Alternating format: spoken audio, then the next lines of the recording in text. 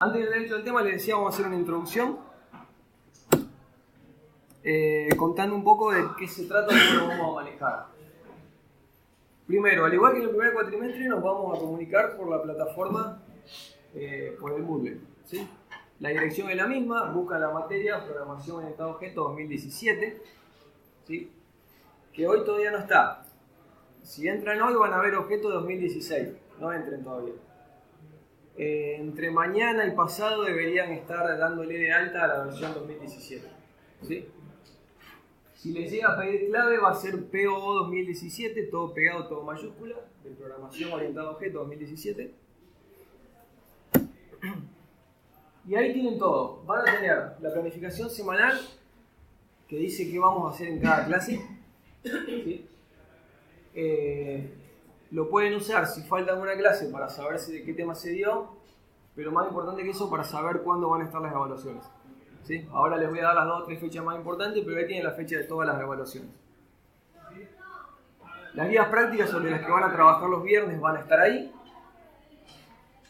Estas clases van a estar subidas ahí en 2 formatos, o sea, va a estar la slide, digamos el PDF que yo proyecto, y va a haber una versión grabada en video, ¿sí? Yo estoy grabando a modo de captura de pantalla y con el micrófono de la notebook, más o menos como hice en Fundamentos, si alguien vio las clases de las que yo grababa.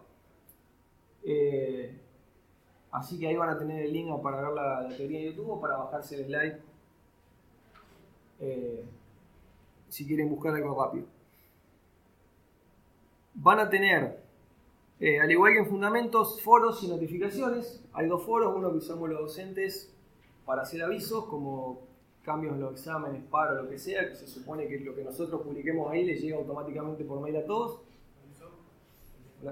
Otro abierto donde cualquiera puede preguntar, ¿sí? De consultas el abierto, bueno, en principio es para que hagan consultas de la materia, de los prácticos, de lo que sea, pero bueno, no está limitado a eso, ¿sí? Pueden abrir un hilo para preguntar lo que quieran. Nos vamos a ver martes y viernes, y en el medio, si tienen alguna duda, sea de la organización de la materia, sea de que se trabaron con algo haciendo ejercicio en casa, pueden preguntar ahí.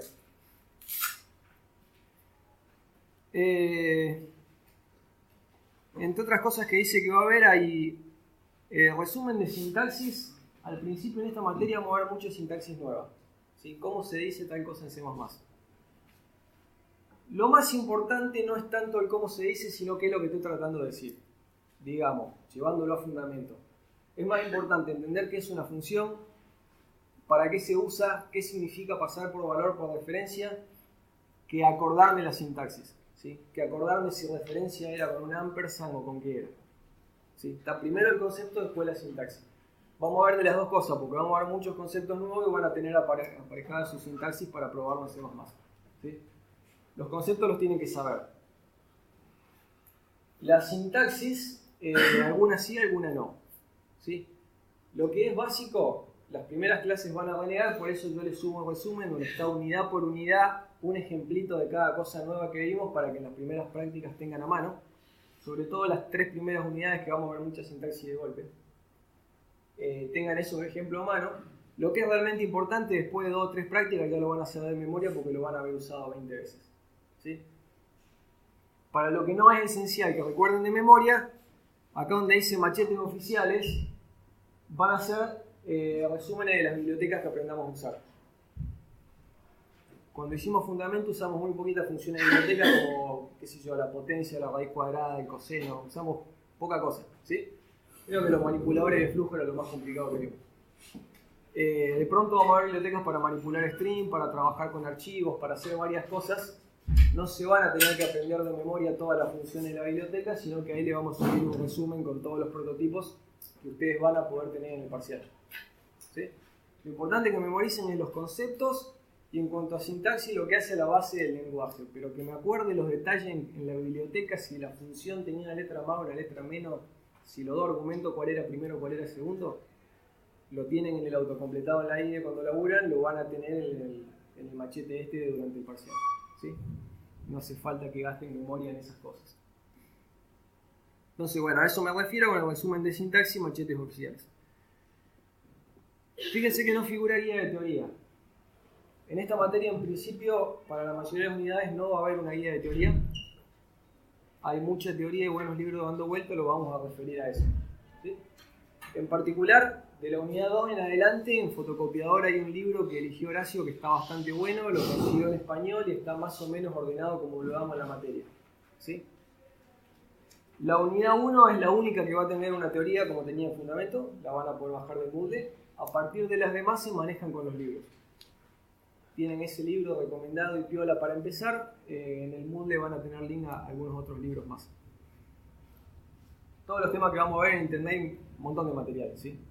Le vamos a marcar algunos materiales que pensamos que están buenos o que están enfocados más o menos como lo damos en la materia.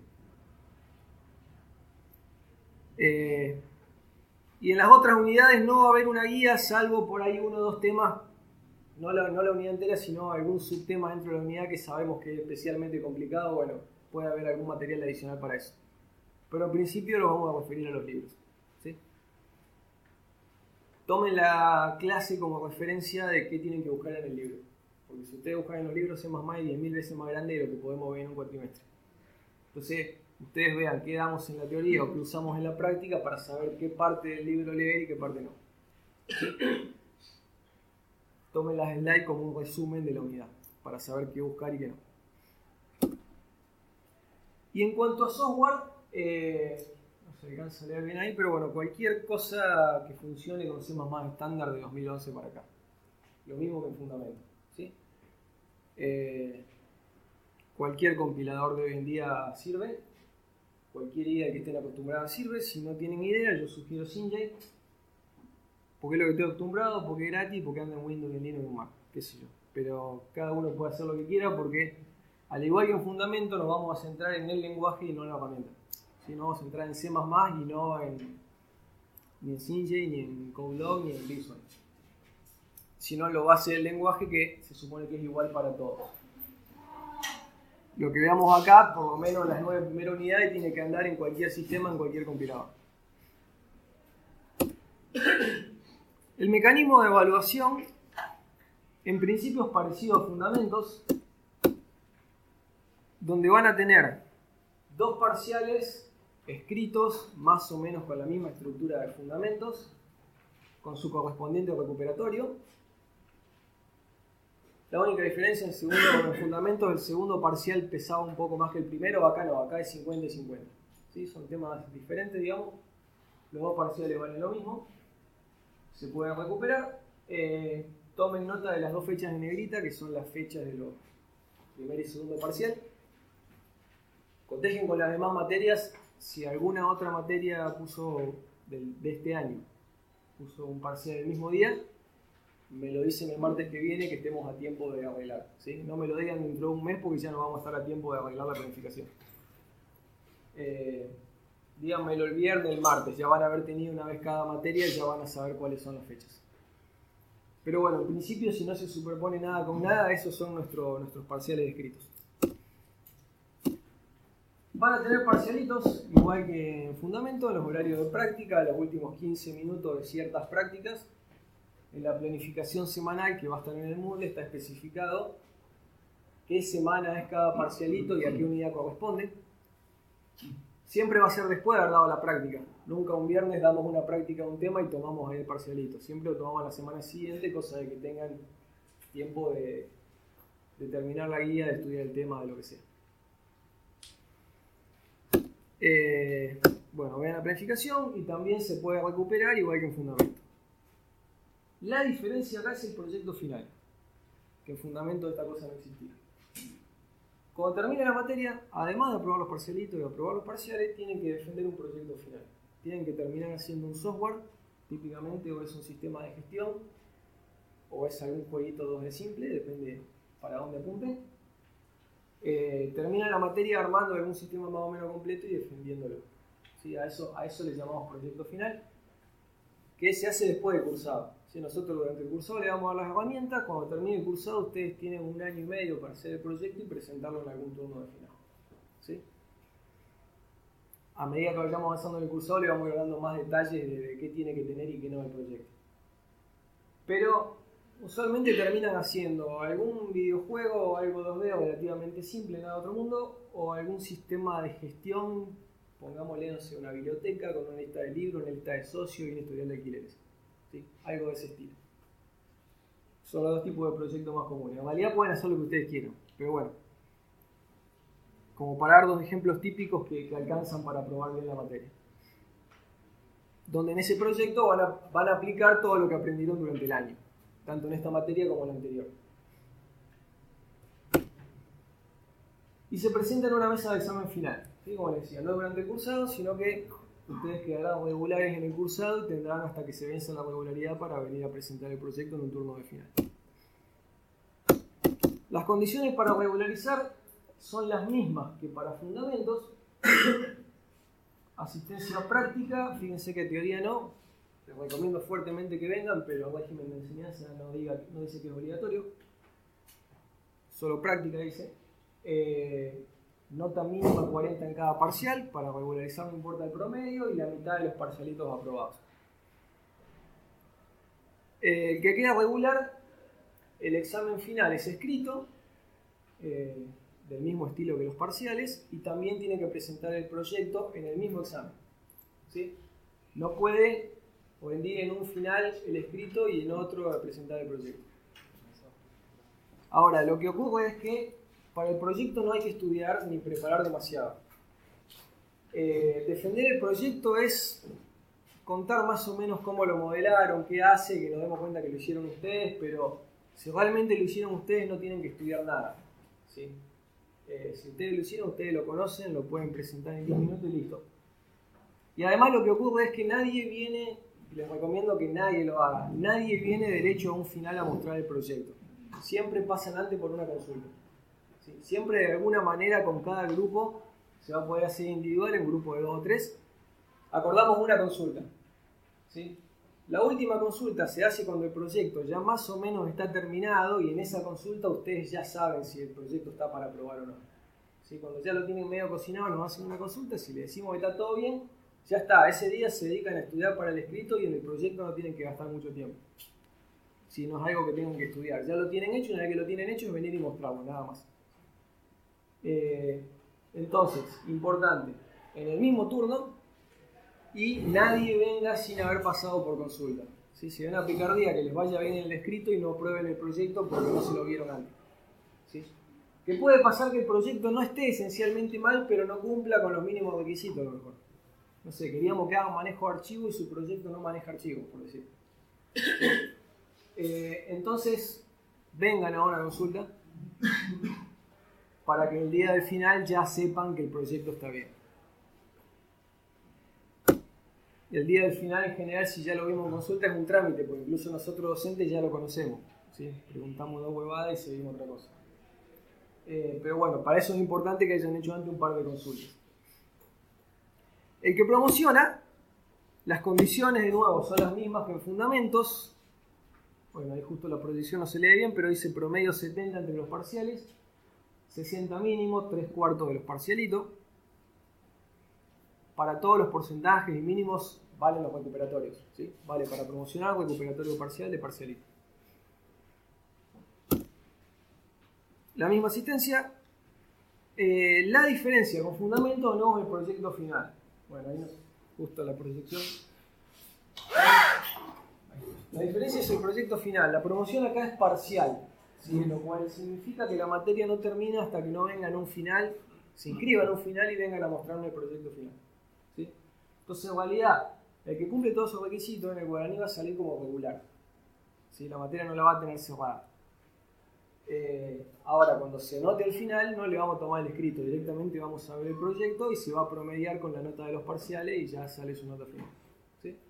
Entonces, el que promociona se salva del escrito, que es lo más pesado del final, pero es parcial. ¿Sí? Nadie se salva de presentar el proyecto final en un turno de examen final. ¿Se entiende? Y bueno, el programa, por ahora no dice mucho, y iremos viendo qué es cada cosa, pero hay 3 bloques que son primer parcial, segundo parcial y las 2 últimas teorías no van a entrar en los parciales, sino que van a ser ayudas para el proyecto final. Durante el 99% de la materia vamos a ir trabajando en consola, ¿sí? Porque lo que importa acá no es la interfaz, sino lo que pasa por dentro. Entonces, bueno, como hicimos fundamento, vamos a hacer digamos, vamos a hacer funciones y lo vamos a probar en consola. Ahora, cuando hagan el proyecto final van a querer que tenga una ventanita o que si es un videojuego levante imágenes y sonido, ¿sí? Entonces, las dos últimas clases no son temas que entren en el parcial, pero le vamos a mostrar dos bibliotecas, una para hacer ventanas, una para hacer juegos, digamos, para que ustedes tengan una ayuda para ponerlo en la interfaz del proyecto final. Por eso hay una unidad 9 ahí un poco descolgada. Lo demás es más o menos a mitad del cuatrimestre, a mitad de los temas, primer parcial y la segunda mitad en el otro. ¿Preguntas de la organización de la materia? ¿De las condiciones? ¿Algo? ¿Estamos todos de acuerdo? Se recupera un solo parcial, ¿no es cierto? En principio sí. Salvo que algo cambie, hasta ahora siempre fue. Hay una fecha de parcial, cualquiera de los dos que le hayan ido mal la pueden hacer en esa fecha.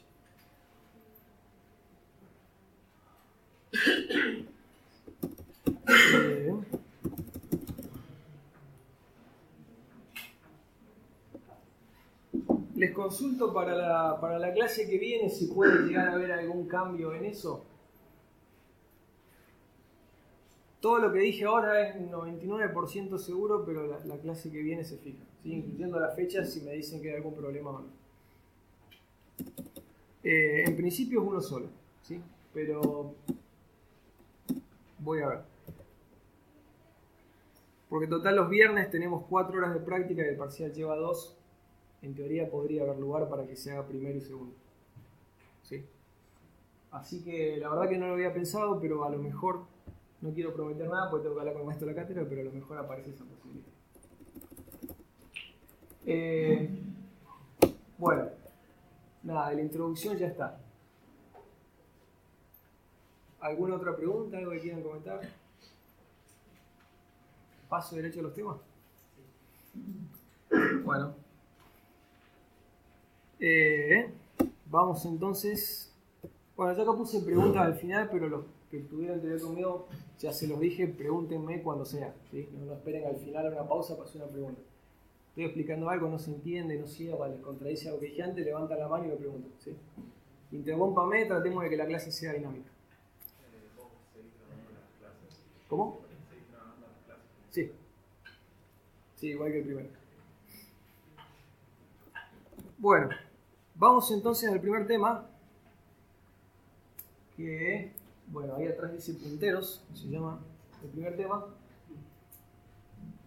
que le decía es uno de los temas en algún sentido más feos de la materia de C++. Es una de las cosas que la gente que viene de otro lenguaje que no sea C++ maldice. En otros lenguajes uno no reniega, entre comillas, con esto. Pero es muy importante, ahora vamos a ver por qué. ¿Qué es un puntero? Supongamos que con toda la memoria RAM de mi máquina hago un arreglo gigante, ¿sí? Pongámosle que mi máquina tiene 4 GB de RAM, ¿sí? Son 4.000 millones de posiciones en un arreglo, ¿sí? Tengo un arreglo grandísimo. Toda la memoria es un arreglo gigante que va de la posición 0 a la posición 4 GB. 4 GB, 4.000 millones de bytes, 4.000 millones de posiciones en ese arreglo. Cuando un programa declara alguna variable, de alguna manera, entre compilador y sistema operativo se las tienen que arreglar para garantizar que algún pedacito de esa memoria, por ejemplo, un entero ocupa 4 bytes, que 4 de esos 4.000 millones estén reservados para ese entero. Y que cuando yo mi código diga X en cualquier momento, el compilador sepa que esa es la dirección donde está reservado y guardado lo que se supone que vale X, ¿sí? Acuérdense, una variable era un cachito de memoria donde yo guardo un dato. ¿Cómo declaraba una variable en C++? Poniendo el tipo de dato y el nombre de la variable. Acá estoy definiendo una variable. X es una variable entera. Y ya que estoy, le asigno un valor. En algún lugar de la memoria, pongamos por ejemplo que tocó la posición 1714. En realidad va a ser de la 14 a la 18 porque el entero ocupa 4 bytes. En algún lugar se va a reservar ese pedacito, el compilador del sistema operativo van a decir, bueno, acá va X y ahí es donde se va a escribir el valor que yo le dé a X y cuando yo quiera saber cuánto vale X, ahí es donde va a tener que ir el compilador a ver qué hay, ¿sí? Por ahora nada nuevo. Hice una edición esta mañana y me equivoqué. No es un carácter, es un entero acá. ¿Sí? Cambié el ejemplo esta mañana y me olvidé de cambiar acá. No es guardar un carácter, es guardar un entero. Estoy declarando un entero. ¿Sí? Es guardar un número entero entre menos 2 a la 31 y más 2 a la 31 porque es lo que me entraba en 4 bytes. Bien. Si yo en la declaración de mi variable agrego un asterisco, ¿sí? Acá estoy declarando una variable donde el tipo de dato es int asterisco. ¿Sí? El asterisco es parte del tipo de dato. Un tipo de datos int a seca significa un número entero. Otro tipo de datos int asterisco significa puntero a un número entero. Cuando yo a un tipo de dato le agrego asterisco, es como que a lo que sea el tipo le agrego adelante puntero a. ¿Sí? Ya no tengo un entero, tengo un puntero entero. Da lo mismo si el asterisco lo pongo antes o después del espacio. ¿Sí? Es parte del tipo de dato. Entonces P no es un entero, es un puntero entero. ¿Cuál es la definición de puntero? Es una variable cuyo dato es una dirección de memoria. Lo que guarda dentro es un numerito que es una dirección, un índice en ese arreglo de 4 GB. ¿Sí? En algún lugar de la memoria, supongamos acá en la posición 2032, se reservan en un sistema de 64 bits, un puntero ocupa 8 bytes, se reserva de la 2032 a la 2040 para guardar esa variable P. ¿Sí? Es una variable como cualquiera, es un pedacito de memoria, pero ¿qué tiene adentro? Una dirección. ¿Sí? No tiene un entero cualquiera, no tiene una cadena, no tiene una letra, tiene una dirección. El asterisco es el que me dice que tiene una dirección. Y debería ser, para que todo tenga sentido, la dirección de un entero. Yo no debería poner ahí la dirección de cualquier cosa. Yo tengo que poner la dirección de un entero. ¿Sí? Por ejemplo, ¿dónde vive un entero en toda esta memoria, en todo este ejemplo? Bueno, acá. En la posición 1714 vive el entero X.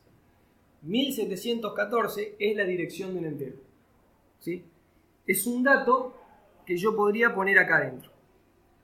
¿Sí? Entonces, cuando yo creo un puntero, creo una variable que me sirve para guardar la dirección de alguien. Todavía no dije de qué. ¿Sí? No estoy creando al alguien. Estoy diciendo un campito acá va una dirección. Tengo que, por otro lado, tener el alguien para pedirle su dirección y anotarla ahí. ¿Sí? ¿Cómo le pido la dirección a una variable común? Con el ampersand. Cuando yo a una expresión cualquiera, puede ser una variable o puede ser toda una expresión complicada, le pongo un ampersand adelante, estoy preguntando no cuánto vale, sino en qué lugar de la memoria está. El ampersand se lee como la dirección de memoria de lo que sea que tiene a continuación. ¿Sí? En este caso, la dirección de memoria de la variable x. Si yo digo x, es el 42. Si yo digo ampersand x, es ¿dónde está ese 42? Es la posición 1714. ¿Sí? Entonces, acá que había que guardar una dirección, yo puedo guardar la dirección de x de esta manera. ¿Se ve lo que dice? ¿Sí? Entonces, en algún lugar de la memoria está P. P tiene un valor. Ese valor me dice en qué lugar de la memoria está X. Es una forma indirecta y necesariamente complicada de llegar a X. Yo puedo ir a X derecho o puedo ir a través de P. ¿Sí? De hecho, ahora lo vamos a hacer. Pequeño detalle de interfaz. Cuando yo muestre punteros, en general me lo voy a escribir en hexadecimal. Cuando yo veo un número que empieza con 0x, está escrito en hexadecimal. Es otra forma de escribir un número. Imagínense, si no tienen idea de lo que es, que estamos escribiendo números romanos. ¿Sí? Es un número, es un entero, pero está escrito diferente. Nosotros trabajamos en base 10 porque tenemos 10 dedos, las máquinas trabajan en base 16 porque les gustan las potencias de 2. Pasa por ahí, pero no importa por ahora. Después veremos algún ejemplo más detalle. Es una forma de escribir un número. Lo van a ver raro, va a empezar con 0x porque no está escrito en decimal. Está escrito en hexadecimal, pero es un número. Y en general lo vamos a dibujar así. Vamos a dibujar... a ver si ahí se ve mejor. Vamos a dibujar en algún lugar la variable x No me importa exactamente qué dirección tiene la variable x porque es algo que no puedo controlar. Yo no puedo elegir que mi x vaya a la posición 1742 como dije antes. Caerá ahí porque se habrán puesto de acuerdo entre el sistema operativo y el compilador. No es algo que yo controle ni pueda elegir. ¿Sí? Ellos se encargan de que caiga en algún lugar. Ni siquiera va a ser siempre el mismo, pero no importa. Donde sea que cae, yo con la flechita represento que P tiene su dirección. Digo que P le apunta a X. ¿Sí? Entonces, usualmente los punteros lo dibujamos así. En lugar de poner acá un número que no tengo idea qué es y que en principio no me significa nada, bueno, lo dibujo con una flechita diciendo le apunta a X, diciendo tiene la dirección de X. ¿Sí? En casi todos los ejemplos que hagamos gráficos de punteros lo vamos a representar así.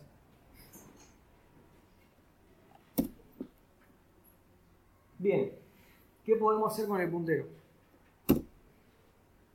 Puedo mostrar el puntero, como lo que tiene el puntero dentro es una dirección, lo que voy a ver en pantalla es una dirección, un número en Excel, que usualmente va a ser grande. ¿Sí? Las direcciones chiquitas al principio de la memoria está el sistema operativo, los programas están bastante más adelante, así que usualmente va a ser una dirección grande. Y el sistema operativo hace un montón de otras cosas en el medio que ya verán en la materia de sistema operativo. Lo otro que puedo hacer es a través del puntero llegar al dato.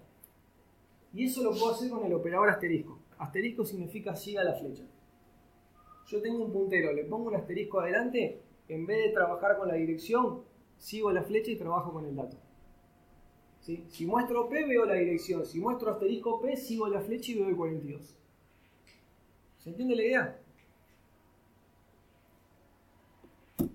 Y de la misma manera que sigo la flecha para preguntar cuánto vale, puedo seguir la flecha para escribir otro valor.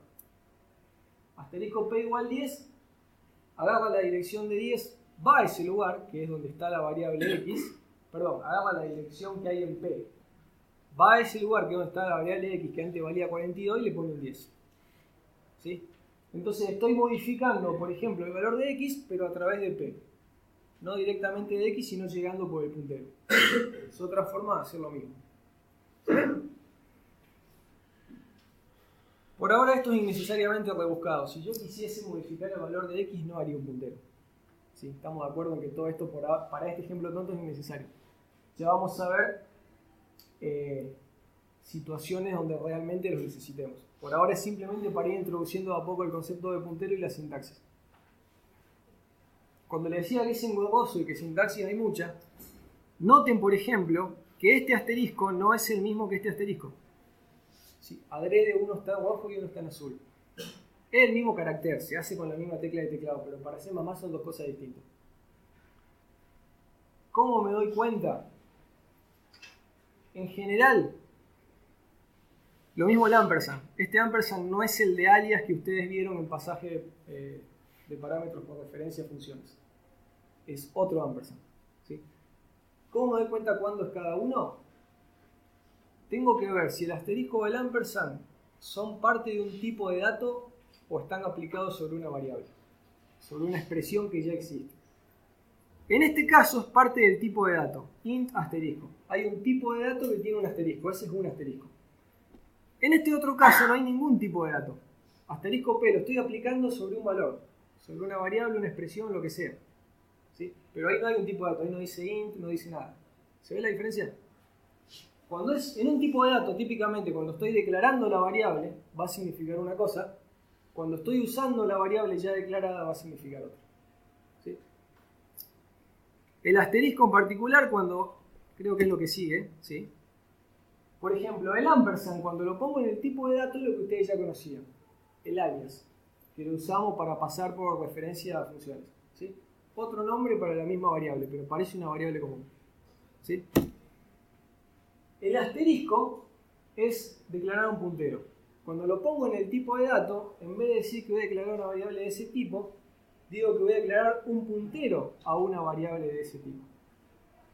¿Se entiende? Y es importante que cuando declaro un puntero, no existe el dato. Yo declaro un puntero entero, no hay ningún entero. Tengo una flecha que no sé a dónde quiero que apunte todavía. De algún otro lado tengo que sacar un entero para poder apuntarle. Si yo pongo in asterisco P, tengo una flecha y no tengo a dónde apuntar. ¿Estamos de acuerdo?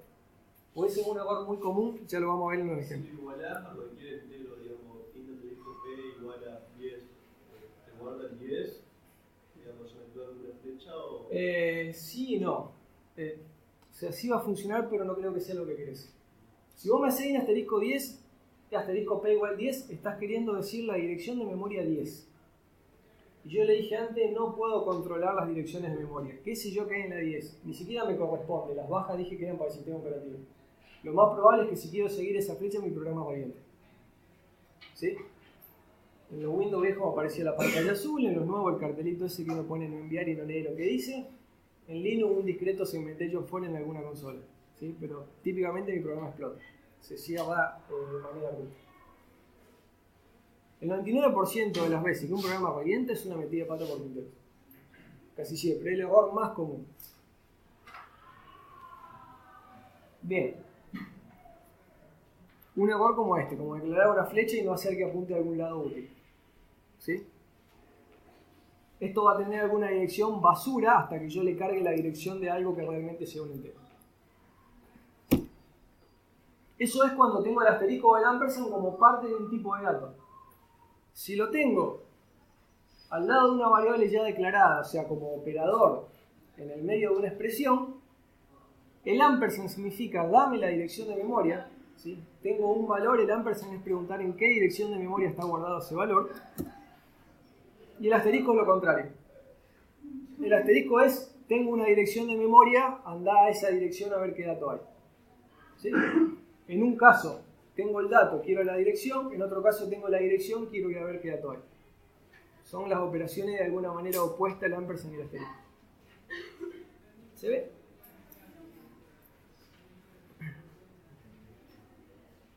Se le llama, no me acuerdo si lo puse en algún lado, pero a aplicarle el asterisco a un puntero se le dice desreferenciar el puntero.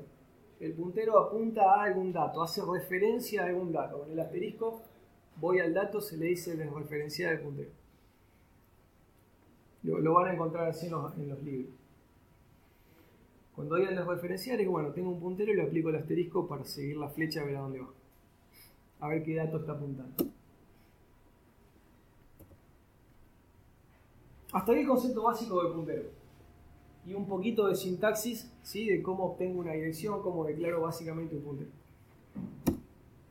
Vamos a tratar de analizar para qué sirve. ¿Sí? Les voy a mostrar con un poco más de detalle por única vez, porque en general cuando uno programa no se preocupa demasiado por cómo se ordenan las cosas en la memoria, sino que el compilador se encargue. ¿Sí? Podemos ni saber qué hace el compilador, como hacíamos fundamental y programar igual. Pero bueno, para justificar un poco la necesidad de punteros está bueno analizar un poquito qué es lo que realmente pasa. Entonces, voy a presentar un ejemplo que ya vieron 1.000.000 de veces. ¿Sí? Lo resolvemos.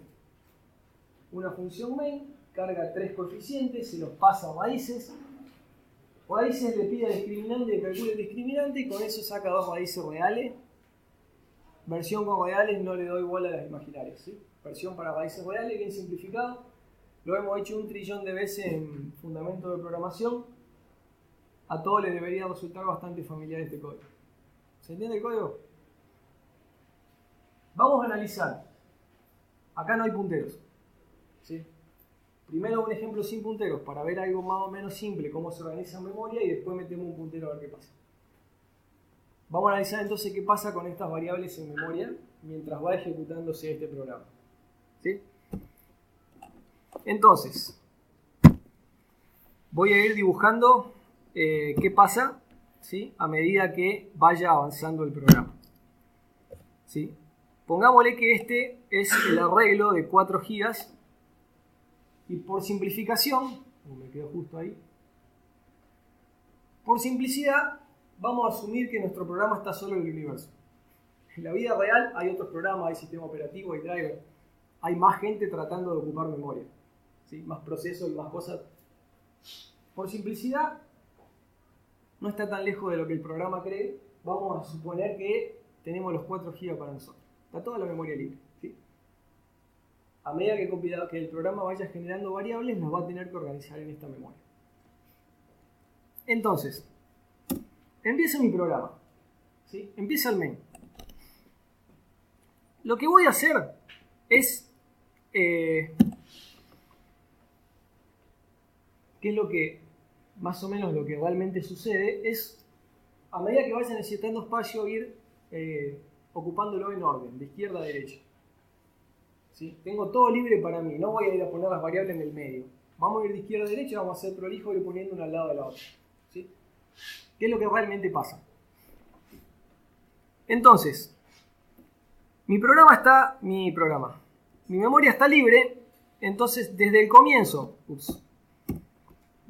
comienzo en adelante es todo para el main. ¿Sí? Por ahora es todo para el main. El main va a ir poniendo las variables en el sentido de esta flecha. ¿Sí? De izquierda a derecha a medida que vaya necesitando. Está todo libre, por ahora es todo para el main. ¿Qué es lo primero que hace el main? Declara 3 flotantes. Entonces, con esta lógica que yo les digo, lo primero que hago es poner A, B y C, ¿sí? Acá, a la izquierda. Reservo 3 lugares, reservo 12 bytes, 4 para cada variable. Al principio de todo digo, bueno, esos lugares quedan reservados para las variables A, B y C. ¿Sí? Luego, por ejemplo, el usuario me carga valores. ¿Sí? El usuario me carga, qué sé yo, menos 1, 3 y 10. ¿Sí? Luego, creo 2 variables donde voy a poner los resultados que son las raíces. Siguiendo la misma lógica, agarro acá la primer parte libre que encuentro y reservo 8 bytes más, 4 para cada raíz. ¿Sí? Fíjense, a medida que van apareciendo las variables las voy poniendo de izquierda a derecha. Eso es lo que voy haciendo por ahora. Luego viene una llamada a una función. Para asignarle a R1 y a R2, el resultado se lo tengo que pedir a una función. Entonces, ¿qué va a pasar? Se va a tener que ejecutar la función, calcular los resultados y recién ahí voy a poder llenar los casilleros de R1 y R2. ¿Sí? La función va a necesitar memoria para trabajar. La función va a tener sus variables y va a necesitar memoria. El main llegó a ocupar hasta acá y esto está todo libre. ¿Sí? Entonces, la función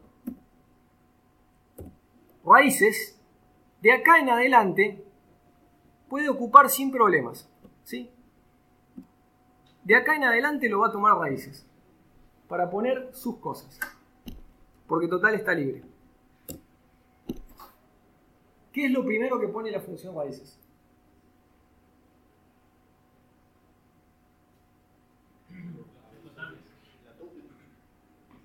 No, antes que la tuple. ¿Qué dijeron para allá? Los 3 flotantes. Esos parámetros van por copia. Quiere decir que los 3 valores que tenía el main se copian adentro de la función. ¿Sí? La A, la B y la C en azul no son las mismas que la roja. Son copias. Si tuvieran el ampersand serían la misma, pero como no tiene ampersand son copias. Entonces, lo primero que hace la función es copiarse A, B y C. ¿Sí? Y la C que vale 10. Luego avanza la función y quiere calcular el discriminante y guardarlo en D. Entonces dice, bueno, vamos a reservar espacio para D y a la hora de decir qué va acá adentro tengo que llamar a la función discriminante. Vuelve a pasar lo mismo que recién. ¿Sí? La función raíces no va a poder avanzar hasta que el discriminante no se resuelva. No va a poder guardar nada en D y seguir hasta que no se resuelva el discriminante. Entonces en este momento el control pasa a discriminante. Discriminante se encuentra con que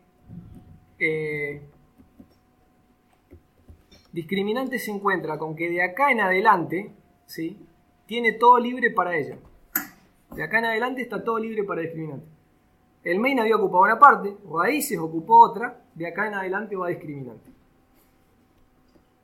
Entonces, vamos a meternos en discriminante. ¿Qué ocurre en discriminante? En este ejemplo también los 3 argumentos van por copia. Entonces, lo primero que sucede cuando llamo a discriminante es... Qué fea que me salió esa... Es que se le cargan los 3 argumentos por copia, ¿sí? El -1, el 3 y el 10. Lo siguiente que hace discriminante es, bueno, calcular el discriminante y guardarlo en un auxiliar D. Entonces, se guarda una variable D donde va a estar ese discriminante que, créanme, vale 49 si no le doy los números. Entonces, ahí llegamos hasta esta línea. Siguiente línea aparece el primer return. ¿Qué pasa cuando uno return en una función? Claro, ya tenemos el valor que va a dar esa función que se la va a devolver a la función anterior. ¿Sí? Esta función verde me va a devolver este valor, que en este momento vale 49, que va a venir a parar acá. Todo esto se va a resolver en 49 y se va a asignar en D. ¿Sí? Entonces, en el dibujito sería como que voy a agarrar este valor y se lo voy a devolver a main. ¿Dónde lo va a poner main? Perdón, ¿dónde lo va a poner raíces? Acá. ¿Sí? El return agarra el resultado y se lo copia a la función que lo pidió para que lo guarde donde corresponde. Entonces, bueno, esa función finalmente va a recibir acá su 49. ¿Sí? ¿Qué es lo siguiente que ocurre? La llave. Según muchos, la cosa más importante que hay en C++, la llave que cierra. Según muchos de los popes cuando me preguntan qué es lo mejor que tiene C++, la llave que cierra. La clase que viene vamos a ver por qué. ¿Qué sucede cuando se cierra la función?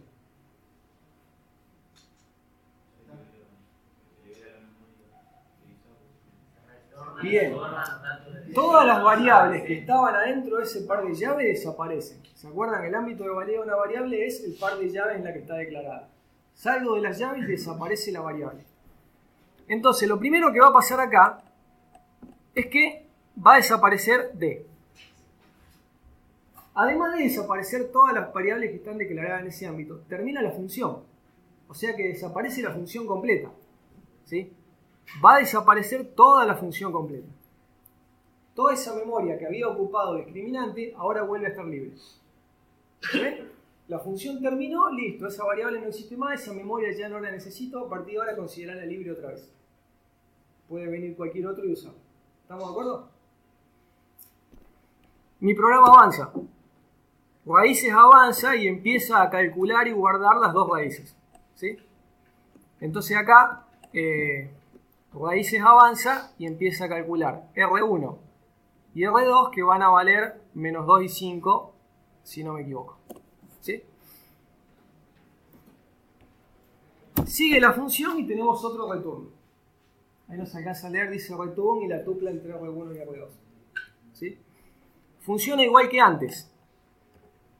Cuando viene el return, lo primero que sucede, la tupla agrupa, el make tuple de la función agrupa estos dos valores y se los manda al main. ¿Sí? Se los manda al main. El main agrupa estos dos valores con el type y los recibe ahí. ¿Sí? El make tuple agrupó la R1 y R2 en azul, el main agrupó con el type, perdón, vamos a hacer que se vea el main. El main agrupó con el type la R1 y la R2 en roja, podemos hacer la asignación porque los dos son pares de flotantes. ¿Sí? Entonces, ahí podemos hacer la asignación del menos 2 y el 5. Y ahora que sigue, claro, a continuación aparece la llave, que quiere decir que termina la función raíces, que quiere decir entonces que todas sus variables locales desaparecen y que los argumentos también, porque la función ya terminó, toda esa memoria vuelve a quedar libre. ¿Sí? Y entonces ahora de nuevo la memoria es toda del main. Lo siguiente que hace el main es mostrar por pantalla. ¿Sí? El main muestra por pantalla. Vamos a hacer una pantalla. Así hacemos el ejemplo completo y bonito. El main muestra por pantalla las dos raíces, menos 2 enter, 5 enter. ¿Sí? Vamos a hacerlo más chiquito porque me falta algo. Menos 2 y 5. Y luego termina. ¿Sí? Cuando termina, ¿qué sucede? Suceden dos cosas. Termina la función main primero. Como termina la función main, al igual que cualquier función, se destruyen todas sus variables locales, ¿sí? Se cierra la llave, todo lo declarado ahí adentro desaparece. Y como la función main es la que empieza el programa, como termina la función main, también termina el programa. ¿Sí? Entonces lo otro que sucede es que yo en el Synj veo acá el mensaje ese de código de salida 0, presiono una tecla para cerrar la ventana. Tengo mi resultado, mi programa finalizó y la memoria está otra vez libre. ¿Sí? Cómo se fueron creando y destruyendo en orden las variables. Y siempre creamos en esta dirección y destruimos en esta otra. ¿Sí? Siempre la cosa fue ordenadita. Fuimos creando de izquierda a derecha y cuando hubo que destruir de derecha a izquierda. Nunca pasó, ni puede pasar, que yo tenga acá un montón de variables y de pronto tenga que destruir esta sin destruir ninguna de las otras tres. Si ustedes siguen las reglas de C++ que le dijimos del ámbito de validez de las variables, esa situación no puede ocurrir nunca. ¿Sí? Esta regla de que la variable vive hasta que se cierra la llave y las llaves están anidadas de forma estructurada, hace que nunca te encuentres con la situación de tener que liberar una variable que está en el medio. Siempre vas a liberar lo que está a la derecha. ¿Sí? Como sucedió en el ejemplo. Planteen todos los ejemplos que quieran en su casa. No van a encontrar un caso donde ocurra lo contrario. De hecho, por eso a esta memoria se le llama stack. En inglés significa pila, porque si yo lo giro 90 grados es como que las variables se van apilando una arriba de la otra. Y en una pila yo no puedo venir y sacar el de abajo porque se me cae todo. Tengo que desapilar en orden desde arriba. ¿Sí? A esta forma de organizar las variables. Y a esta parte de la memoria se le llama pila por eso. Porque sigue en ese orden que es simple, que es bonito, que es parejo, que es siempre igual. El compilador, analizando el código, ya puede saber de antemano dónde va a ir a parar cada variable porque la cosa está perfectamente organizada. Y siempre sé a dónde poner la variable nueva y siempre sé dónde está la variable que tengo que borrar porque está siempre en un orden lógico de derecha a izquierda, de izquierda a derecha, de acuerdo a la operación. ¿Sí? Nunca pasa nada raro. Esto es rapidísimo, es fácil y es bonito. Así funcionan las variables comunes, las variables locales de las funciones o de lo que sea, como estuvimos trabajando en fundamentos y demás. ¿Sí? ¿A todos les cierro ese ejemplo? Bien. Vamos a plantear un segundo ejemplo. Les dejo en el slide una versión bonita y prolija de los pasos importantes del dibujo que hice recién, como para cuando estudien se acuerden de qué hablamos. ¿Sí? Pero fíjense, en cada llamada hacia la derecha se van apilando las variables. Incluso las funciones están en orden. ¿Se acuerdan que hablamos de pila de funciones? Las funciones se ordenan igual que las variables. Si está pintado un color para cada función, queda todo perfectamente ordenado. Y se van liberando en el orden, en el sentido contrario. Pero no toda la memoria funciona así. Veamos cuándo puede fallar, veamos qué puede salir mal. Acá hay un siguiente ejemplo. Empecemos. Uy, me equivoqué. Te atajo. Bien. Empecemos entonces con una memoria en blanco, como hicimos recién. Y vamos a hacer acá lo mismo, ¿sí? A medida que vayan apareciendo variables, vamos a ir armando las cosas en memoria a ver qué sucede. ¿Sí? Bien. En este ejemplo voy a declarar un vector, que es un poco con lo que más van a manejar en esta unidad, con vectores. Toda la gracia del puntero va a ser para trabajar con vectores. O por lo menos inicialmente. Entonces, yo declaro un vector. Si yo sigo la lógica que hice recién, ¿qué va a pasar? El vector B va a aparecer acá al principio de todo, va a ocupar el espacio que necesite ocupar, ¿sí? Y para acá está libre para las variables que sigan a continuación. Entonces, por ejemplo, tengo una función que me obtiene la suma del vector. Como hicimos recién, acá va a estar la variable suma, de acá en adelante, la función suma vector va a poner todas sus porquerías, va a calcular la suma, las va a borrar y me va a devolver un resultado. ¿Sí? Voy a hacer la historia corta. Me voy a ahorrar toda la llamada a la función. Hagan de cuenta que ya fui y vine y esto me da 25. ¿Sí? A continuación, divido por el tamaño y obtengo un promedio. ¿Sí? Esto me da, 8,3. Ahí tengo mi promedio. Y a continuación quiero agregar mi promedio en el vector. Cosa que ustedes saben que se puede, que ustedes han hecho en fundamento. Pero si yo aplico la lógica que les acabo de enseñar, esto no funciona. ¿A dónde voy a poner el 8.3? ¿Sí? ¿Qué voy a venir acá a poner 8.3? ¿Periódico? ¿Se ve? Si yo aplico esta lógica, no tengo dónde poner mi dato. Mi vector no podría cambiar de tamaño. Y es lo que de verdad pasa con ciertos tipos de arreglo. ¿Sí? Vamos a ver que hay dos formas de generar memoria para un arreglo en C++. La fácil tiene este problema. La fácil va al stack, se le ponen variables a continuación y no tengo forma de hacerlo crecer. Entonces tengo dos soluciones en el stack. Una solución es no permitir el pushback, lo cual es bastante triste, pero si reservé 3 y al lado se me puso otra variable, soné, entonces bueno, una solución sería que mis vectores no permitan agregar datos. La otra solución, que la hemos usado en pseudocódigo cuando no conocíamos los tamaños, es sobredimensionar. Que cuando yo creo el vector reserve de más, entonces después acá me aparece la suma, acá me aparece el promedio y acá ahora tengo lugar para agregar mi promedio. La sobredimensión que vimos en fundamento más o menos haría esto. Que es un parche hasta por ahí nomás. Yo tengo que tener una idea de cuánto sobredimensionar para usar esta técnica. ¿Sí? Si sobredimensiono en exceso, gasto memoria del cohete. Si sobredimensiono por defecto, me quedo sin y en un momento no puedo seguir. Entonces no es una buena idea. Sirve para salir del paso en varios casos, pero tiene que haber algo mejor, ¿estamos de acuerdo? Entonces, si los arreglos funcionaran de esta manera, y uno de los tipos de arreglos que vamos a ver ahora funcionan de esta manera, tendría estos problemas. ¿Sí? Que son un poco los arreglos al estilo C. La parte que heredamos, C++ heredó todo de C. La parte que heredó de C laburaba de esta manera. Vector labura de otra forma. Ahora vamos a ver cómo. Sí. La sobredimensión está hecha entre medio de las variables ahí.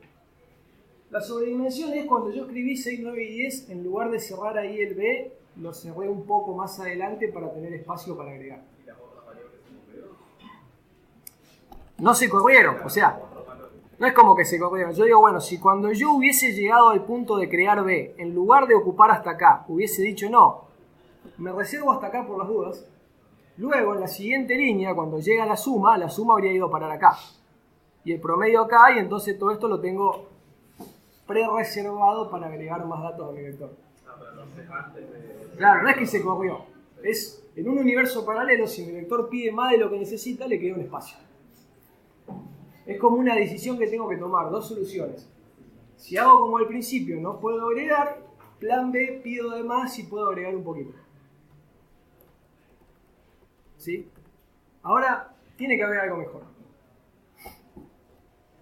Entonces, vamos a volver a hacer el mismo ejemplo. Pero ahora voy a partir mi memoria en dos partes. ¿Sí? Voy a tener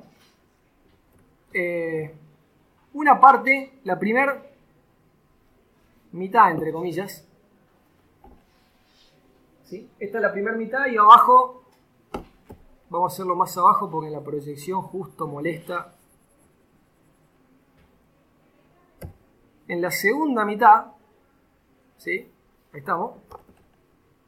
En la segunda mitad las cosas van a ser diferentes. En la mitad de arriba voy a trabajar como el stack. Le voy a llamar el stack a esa mitad y voy a trabajar como dijimos antes, ¿sí? Este es mi stack. La primera parte de mi memoria es mi stack y labura como lo vimos hasta ahora. La segunda parte de la memoria, a la que se le llama heap, es un quilombo. Ahí puede pasar cualquier cosa. Ahí alguien puede venir y poner una variable en el medio. Ahí no hay orden. ¿Sí? El stack es todo ordenadito. En el heap es un quilombo, no hay orden. Puede pasar cualquier cosa. ¿Qué va a suceder? Cuando yo creo un vector, este tipo de vector, lo que realmente pasa es que los datos van al heap. Los datos van acá. Acá va a haber un 6, va a haber un 9 y va a haber un 10. Y hasta ahí llega mi vector. Y lo que yo pongo en el stack, lo que realmente guarda B, ¿qué es? Exactamente. Lo que realmente guarda B es un puntero que me dice en qué lugar de ese heap enquilombado que les acabo de contar están mis tres datos. ¿Sí? Eso es lo que realmente ocurre cuando yo declaro un vector de estos. Vector entre mayor y menor, float, B igual a algo, pasa esto. Los datos no van al stack, lo único que va al stack es un puntero. Y los datos van a cualquier otra parte. Van a esa jungla que le llamé heap. ¿Sí? Entonces, tranquilamente después puede venir la suma, darme 25, puede venir el promedio, darme el 8,3, y cuando lo tenga que agregar no tengo problema acá, porque mis datos no están realmente ahí. Entonces cuando yo lo tenga que agregar, todo lo que hago es correr un poquito esa línea y poner acá mi 8,3. Ningún problema. Mis datos no están en el stack. ¿Sí? Entonces ahora ya no están limitados a mantener un tamaño fijo. Están en el heap, que es otra historia, que ahí puede llegar a estirarse y agarrar un pedazo más de memoria. ¿Qué hubiera pasado si resulta que ese pedazo de memoria no estaba libre? ¿Qué hubiera pasado si resulta que acá había otra cosa? Otra variable mía, una variable de otro programa, un pedazo de sistema operativo, no tengo idea, hay otra cosa y estaba ocupado. Y digamos que entonces el vector no puede crecer, está ocupado, por el motivo que sea está ocupado. Y esto lo van a tener que hacer el viernes en la práctica. ¿Qué podría haber hecho vector? Bueno, acá no me entran 4 valores, pero acá sí. Entonces voy a poner 4 valores acá, me voy a copiar los 3 que ya tenía, voy a agregar el que me pidieron que agregue, y voy a anular esta flecha, y la voy a cambiar por esta. Hey. Así de recto. ¿Sí? Y ningún problema. No me entra, no puedo extender mi vector porque tenía algo molestándome al lado. Me busco otro espacio. Total, la memoria, tengo 4 GB, tengo 4.000 millones de espacio. Mirá si no voy a encontrar 16 bytes sueltos por ahí para poner mi vector de 4 elementos. ¿Sí? Busco otro huequito y pongo mi elemento en otro hueco. Y falta un paso importante, que es avisar que esto ya no lo ocupo. Esto quedó libre. ¿Sí? Busqué un hueco más grande. Me copié los datos viejos, agregué el que me faltaba y liberé lo que... el pedazo chiquito lo liberé para que lo pueda usar otro programa o otra variable. ¿Sí? Todos esos trucos hoy los vamos a aprender a hacer a mano. Hoy vamos a aprender a mano cómo pedir memoria del heap, cómo devolverla, cómo tratar de cambiar el tamaño. ¿Sí? Pero vector los hace automáticamente solo, sin que yo le diga nada. Si ustedes vieron en fundamento que ustedes armaban un vector, se olvidaban de la memoria, que el vector se encargue. ¿Sí? Todos los trucos del puntero que vamos a ver a pata cómo se harían, vector los hace automáticamente. ¿Sí? Hoy vamos a ver a pata cómo se hace. La clase que viene vamos a ver cómo automatizarlo. Vamos a ver cómo dar esos pasos y esconderlo abajo de la alfombra y ponerle vector arriba para que no se vean. ¿Sí? La verdadera gracia de la programación orientada a objetos va a empezar en la clase que viene. Cuando empecemos a armar cosas como vector, que además de guardar información, hacen cosas. Vector no solo guarda los datos, sino que hace cosas. Se encarga de asegurarse de que haya memoria, se encarga de liberarla cuando ya no la usa, se encarga de mover si se quedó sin espacio. ¿Sí? Vector es un tipo de dato que además de guardar, hace. Hoy vamos a ver qué es lo que hace y la clase que viene vamos a ver cómo ponerlo todo en uno de estos tipos de datos mágicos. ¿Sí? la orientación a objetos va a pasar por hacer cosas como vector, ¿sí? Pero algo hay que ponerle adentro y aparte en muchos casos vamos a necesitar tener una idea de manejo de memoria, así que empezamos por acá.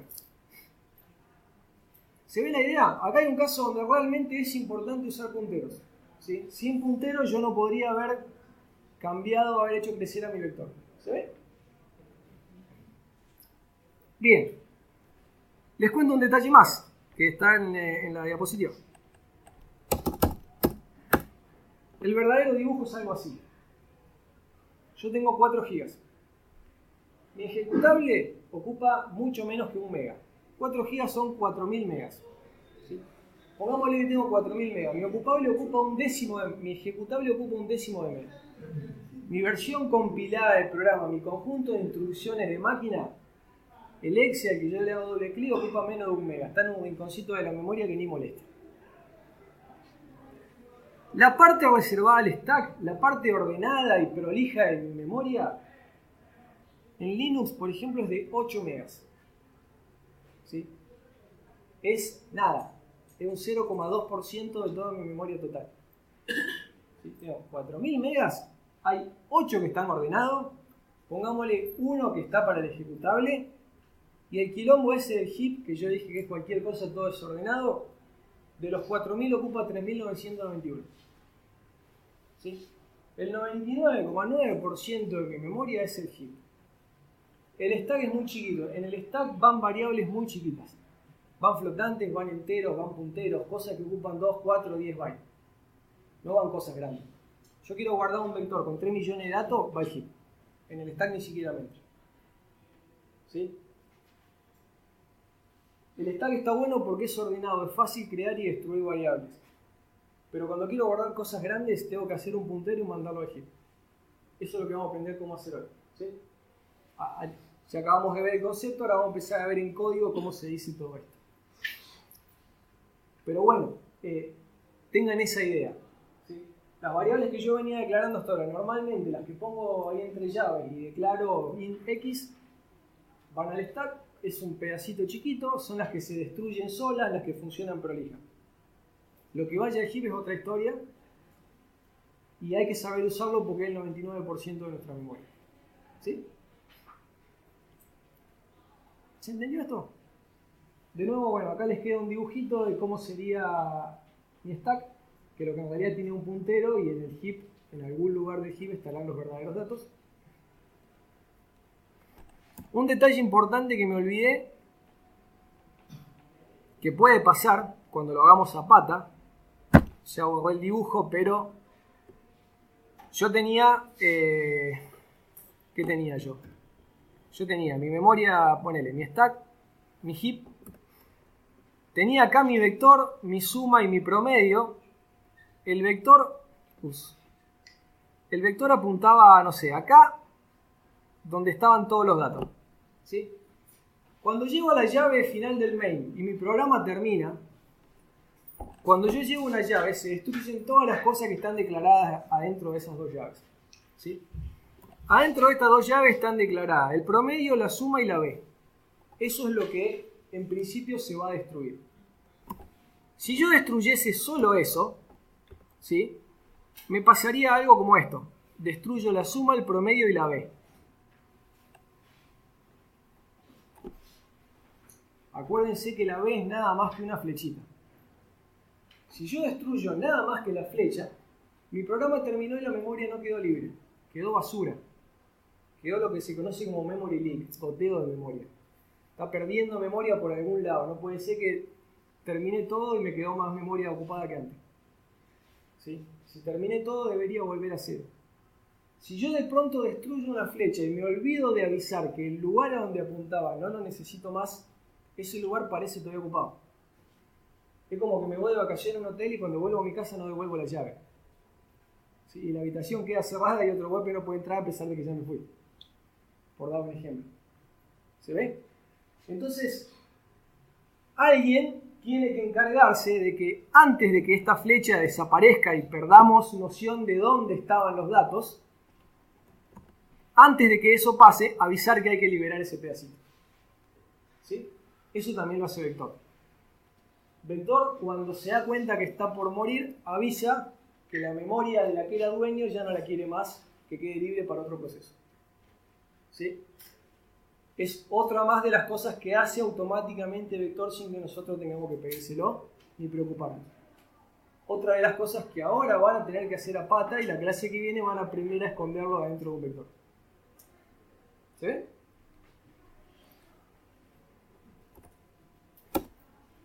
Entonces, ¿qué tiene de lindo esto de la memoria dinámica? Esto de la memoria que va al heap, a la parte desordenada. Primero me permite aprovechar toda la memoria para guardar cosas grandes. Ya les dije, el stack es chiquitito. En mi máquina es 8 megas de 4000 y eso que en Linux es mucho más grande que en Windows. En Windows todavía menos. No se necesita que el stack sea grande. Cuando quiero datos grandes los mando al heap. ¿Sí? Quiero guardar, no sé, videos, sonido, imágenes, cualquier cosa que ocupe mucho. Estoy procesando, no sé, los padrones y las elecciones. Tengo millones de personas, no los voy a poner en el stack. Van a tener que ir al heap porque en el stack no me entra. ¿Sí?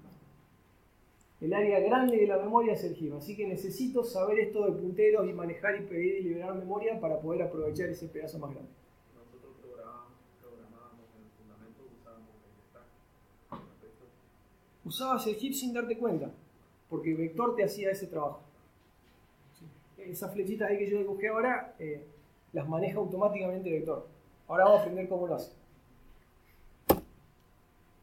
Segundo, cuando no sé cuántos datos tengo, porque el stack está todo ordenadito, porque cada cosa tiene un tamaño fijo que no cambia. Pero si el tamaño no es fijo, si yo no sé cuántos datos tengo, si depende cuántos datos voy a guardar, ahí era 3. Si en vez de ser 3 depende de algo que ingresó el usuario, ¿qué hago? Bueno, el heap ya vieron que me permite hacer eso. Me permite reservar un pedazo, primero del tamaño que yo quiera y segundo, si me quedo corto, pido otro más grande y se acabó. ¿Sí? O lo hace el vector por mí, pero de alguna manera eso pasa en el heap. Yo cuando pongo un vector en el stack voy a tener que poner un tamaño fijo y no lo voy a poder cambiar. Cuando lo ponga en el heap puedo hacer estos trucos y puedo ir variando. Y tercero, dice alterar el ciclo de vida de una variable. Es un poco lo que yo dije recién. ¿Qué pasa si me olvido de avisar que esa memoria se libera? En el ejemplo de recién era un error, pero en algún caso puede ser útil. Como ustedes vieron, digamos, las cosas en el stack, si yo en una función creo una variable en el stack, cuando la función termina, la variable se destruye. A menos que el return haya copiado el dato a otro lugar, y en cuyo caso salvé el dato, pero esa memoria se destruye. Las variables locales desaparecen y no hay forma de que sigan vivas después de la función. Lo mejor que podía hacer era copiarme el dato a otro lado, pero las variables terminó la función, desaparecen. ¿Sí? Ahora, con el heap no. Yo puedo hacer una flecha que vaya a algún lugar de heap, que termine la función y ese lugar siga ocupado. ¿Se ve? Va a desaparecer automáticamente todo lo que esté en el stack. Pero si en el stack había un puntero que apuntaba al heap, desaparece la flecha, pero el pedazo de memoria que tenía ocupado en el heap sigue vivo. Entonces yo ahora puedo elegir yo cuándo liberar la memoria y no estar atado a lo que dicen las llaves. La puedo liberar antes de que llegue la llave o la puedo dejar viva para que alguien la use después de la llave. Cosa que antes no tenía mucha forma de hacer. Entonces ahora me permite alterar el ciclo de vida de una variable, lo cual puede estar bueno porque entonces yo elijo cuándo se reserva la memoria y cuándo se libera, pero también puede no estar bueno porque ahora yo tengo la responsabilidad de liberarlo y si me olvido de liberarlo es un problema. Es el memory leak que le hablaba. Mi programa empieza a consumir más memoria sin motivo aparente. ¿Sí?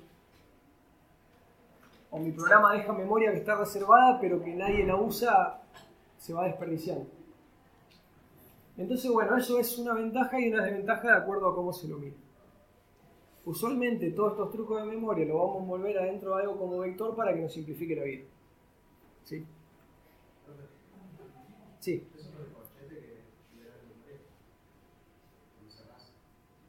Cuando yo cierro con la llave que cierra una función, un for, lo que sea, libera automáticamente todas las variables declaradas ahí. Ahora, si la variable es un puntero, lo que desaparece de la memoria es la flecha, pero no el dato al que la apunta. Si yo tengo un puntero que apunta a un bloque de memoria, desaparece el puntero, pero el bloque sigue vivo. ¿Cómo? Bueno, yo tengo que, ahora lo vemos, yo tengo que pedir que se elimine o tengo que avisarle a alguien dónde está ese dato para que cuando la función termina lo sigan usando igual, que es otra cosa que puedo querer hacer. Yo a lo mejor reservé un montón de memoria en una función y quiero que de afuera de la función la puedan usar. Entonces le doy a alguien la dirección, cosa de que cuando la función termine igual pueda acceder a ese bloque. Piensen en cómo devolver un arreglo de una función. El return agarra lo que sea que yo le pongo y se lo copia al main. Si yo armé un arreglo de 10 millones, tengo que copiarme 10 millones de elementos. ¿No sería más fácil pasarle la flecha y decirle usalo y no jodás? En vez de hacer tanta copia. Bueno, esa clase de cosas podemos hacer con puntero.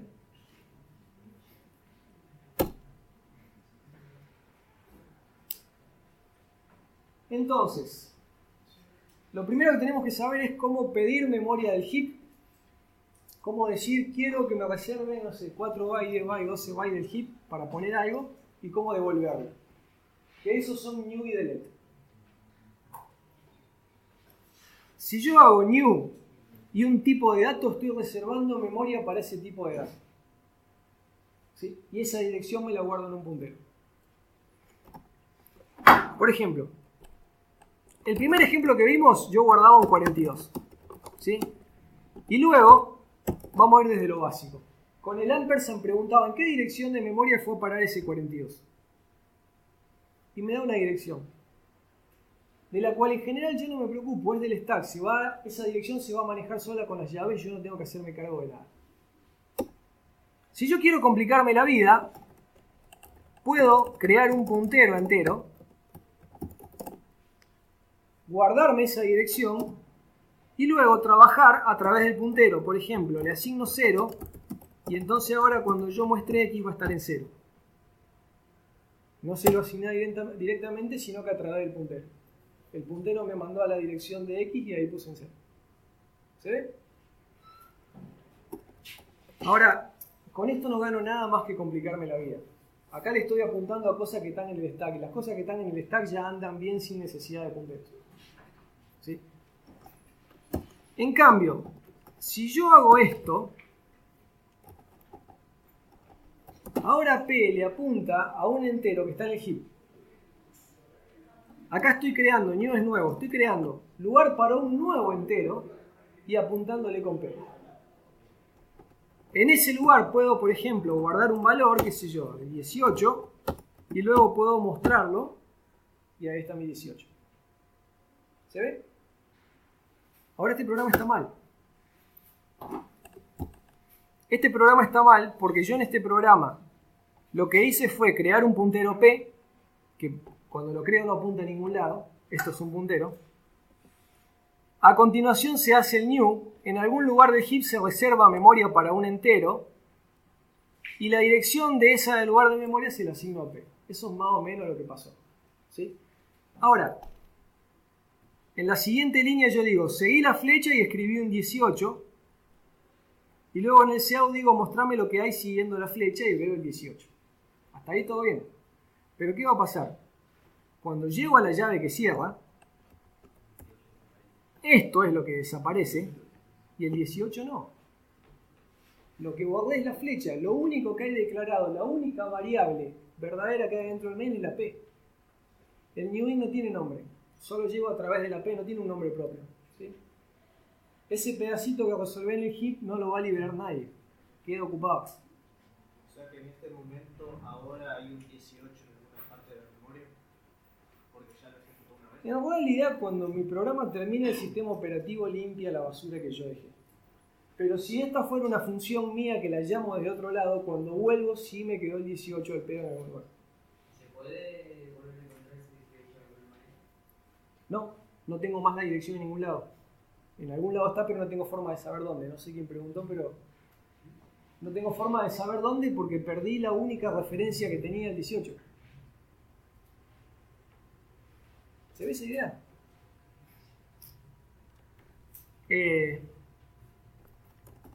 Veámoslo con una función. Vamos a hacer una función. Vamos a hacer una función, a ver si sale. Vamos a hacer una función que reserve una guasada de memoria. ¿Sí? Por ejemplo, hago una función que me reserve un vector con muchos elementos. Vamos a poner acá que espero un enter. Vamos a poner acá. No, vamos al paso a paso, es más fácil. Vamos al paso a paso. Sí, esto como para decir que pare ahí. Llamo a la función, seout. No sé, bye. Termina mi programa. Vamos a ir paso a paso con este programa. ¿Sí? Yo, tengo que hacer include. Empieza mi programa. Vamos al gestor de procesos a ver si lo encontramos. Este ocupa 1 MB 7 en memoria. Entre el ejecutable, los datos, el depurador, toda la porquería, 1 MB 7. De pronto mi programa se mete en la función y reserva un montón de memoria. Ahora ocupa 25 MB. Perdón, no, 3 MB y medio. No reservé tanto. Los enteros son chiquitos. Vamos a reservar. Vamos a poner un par de ceros más. ¿Eso anda? Sí. Bien. Me meto acá con un par de ceros más a donde dejé mi gestor de procesos. Y mi programa que debería estar arriba de todo ahora ocupa 40 megas. Ahí me gustó más. Acá voy a reservar un vector de 40 megas. ¿Sí? Son como 1 millón de enteros. Cuando la función termine... Ups, me fui a cualquier lado. Cuando la función termine, mi programa vuelve a ocupar 3 megas porque esos 40 megas los acaba de devolver. ¿Sí? Se crearon adentro de la función, el vector vivía dentro de la función, afuera de la función no vive, termina y se devuelve. ¿Sí? Sea que lo puse en el stack o sea que lo puse en el heap, se va a devolver. En el stack se devuelve automáticamente, en el heap vector me está haciendo la magia. ¿Sí? Acá fue el heap, la devolución se está encargando vector, la clase vector. Pero bueno, fíjense que mi programa cuando salió de la función y está por mostrar bye, vuelve a ocupar poquita memoria. En cambio, si yo hubiera reservado esto a pata, si yo hubiera hecho p igual dame memoria para, les adelanto un poco de sintaxis, así pido para 1 millón de enteros en vez de para uno solo. Si yo les mostré esto recién, memoria para un entero. No, dame memoria para 1 millón de enteros. ¿Cuánto puse? ¿1 millón? Sí. Si quieren podemos ver a dónde fue a parar, pero eso no me dice nada. Vamos a probar ahora. Mi memoria, mi programa de memoria está ocupando poquito. ¿Sí? 1 MB 7 dice ahí. Me meto adentro de la función, pido un montón de memoria y de golpe debería haber empezado a ocupar mucho más. ¿Qué pasó acá? Y de golpe no lo veo. ¿Es este? No, no es ese. A ver, sí es ese. Vámonos. Esto que estoy mostrando no lo probé antes de la clase, así que puede pasar cualquier cosa.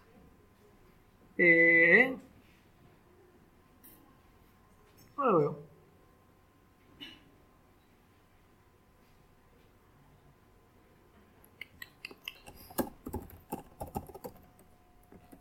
Déjenme hacer algo.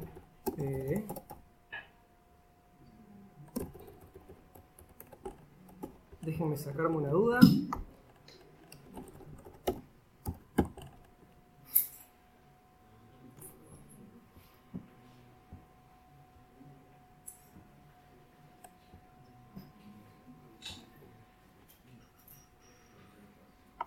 No, está bien. Sí lo veo, pero me faltaban ceros. A ver. Sí, está creciendo. Está creciendo, pero probablemente me quedé corto de cero. Vamos a poner un cero más. No, sigue siendo 4 megas.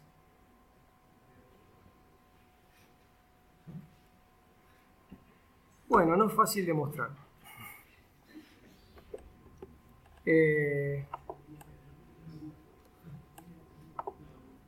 Acá está. Este es el valor que hay que mirar. 51 megas. Hay dos formas de medirla. Bueno, no me voy a meter en esto porque es sistema operativo, no importa. Este es el valor que hay que mirar. Acá está la mucha memoria, ¿sí? 51 megas parece Victorinox. Cuando yo salga de mi función y vuelva al main, esto va a seguir ocupando los 51 megas. ¿Sí? No se liberó. Vamos de nuevo. Y creo que esto no va a ser necesario. Fíjense, mi programa está ocupando, ¿a dónde lo tengo? Acá. Digamos que 10 megas. Cuando avanzo de golpe sube a 50. ¿Sí? Y cuando salgo de la función no baja. ¿Sí? Pedí un montón de memoria y no la devolví. Y como el puntero P ya desapareció, porque salí de la función, la P afuera de la función no existe, no tengo forma de llegar. Hay un bloque grande de mi memoria que está ocupado y que no hay forma de usarlo para nada. ¿Se ve? Cuando yo me olvido de devolver un byte, 10 bytes, 100 bytes, nadie se da cuenta, a menos que llame a la función 10 millones de veces. Si la llamo 3 veces nadie se da cuenta. Si en 4.000 millones de posiciones me faltan 12, que me voy a dar cuenta. Ahora, cuando la función la llamo cientos de miles de veces, o cuando el vector es realmente grande, las cosas se empiezan a notar. ¿Sí? Está mal en cualquier caso. En el parcial se olvidan de devolverme 4 bytes, le bajo tanta nota como si se hubieran olvidado de devolverme 3 gigas. El concepto es si pedís devolver. Pero bueno, como para que se vea. ¿Sí? Cuando el programa termina, realmente el sistema operativo limpia toda la porquería que me olvidé. Pero adentro del programa no. Imagínense un software de gestión que corre todo el día. Si vos cada vez que haces una venta te olvidás un poco de memoria, cuando llega al final del día, ocupaste toda la memoria de pedo y tu programa revienta. ¿Sí? Entonces hay que tener mucho cuidado. A veces goteos que parecen chiquititos, cuando el programa tiene que correr todo el día, llega al final del día y se convirtió en un montón. Como también es un error, volvamos a algo simple, como también es un error declarar un puntero y querer ver qué dato hay en esa dirección si nunca dije a dónde apunta. Y ahí aparece Segmentation Follow en Windows, el cartelito ese de no enviar. ¿Sí? Ahí es cuando yo no veo el código de salida 0. Ahí pasó algo raro en el medio. 11 veo, no veo 0. ¿Sí? Esto es una flecha que no apunta a ningún lado. No hay ningún entero.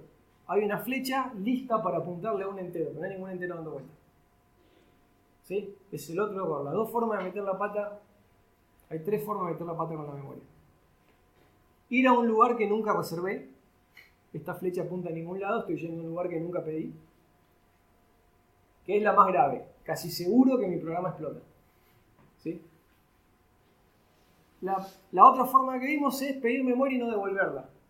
Esa va a explotar más tarde, cuando se quede sin memoria. ¿Sí? Si la memoria me sobra no me doy cuenta. Si en algún momento me quedo sin memoria, ahí aparece el problema. Tampoco es bueno. Y la otra, ya la hicieron en fundamento, de declarar un vector de 10 y a la posición 15. ¿Sí? Errarle por un cachito. Yo reservé 10, bueno, me dieron de la 10 a la 15, por ejemplo. O me dieron de la 1035 a la 1050. No puedo ir a la 1053. Reservé 10, reservé 15, reservé lo que sea, no me puedo salir ahí. Son las 3 formas clásicas de meter la pata con puntero y son el 99% de las veces que explota un programa. ¿Sí? Casi siempre se trata de una metida de pata con puntero. Entonces, repasando. Con new de un tipo de dato, obtengo un pedacito de memoria del heap y automáticamente se me asigna la responsabilidad de más tarde devolverlo.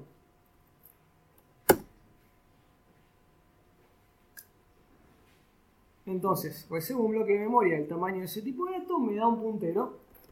Importante que el puntero tiene un tipo. Yo no puedo hacer esto, por ejemplo, new float. A pesar de que tanto entero como flotante ocupan 4 bytes, no da lo mismo. Porque cuando yo lo quiera mostrar, a esos 4 bytes los voy a leer de una manera o de otra. ¿Sí? Cuando yo quiera mostrar estos 4 bytes como el puntero es de tipo entero, yo voy a leer esos 4 bytes como si ahí estuviera escrito un entero.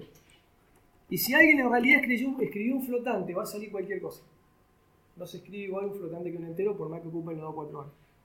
Entonces no me va a dejar mezclar tipos. ¿Sí?